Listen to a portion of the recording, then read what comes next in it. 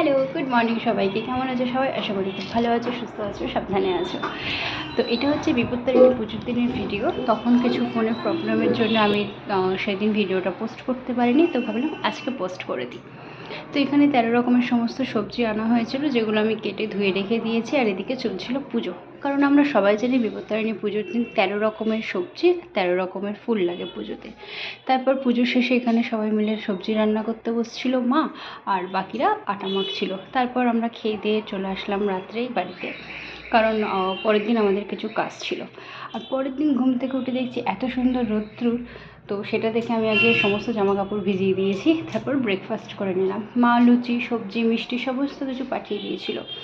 তারপর এদিকে ভাত বসিয়ে নিয়েছিলাম আর করছিলাম আলু ভাজা, কারণ সবজি অনেকটা রয়ে গেছে, তো ওটা দিয়েই খাওয়া হয়ে যাবে, তাই আর বেশি কিছু রান্না করিনি।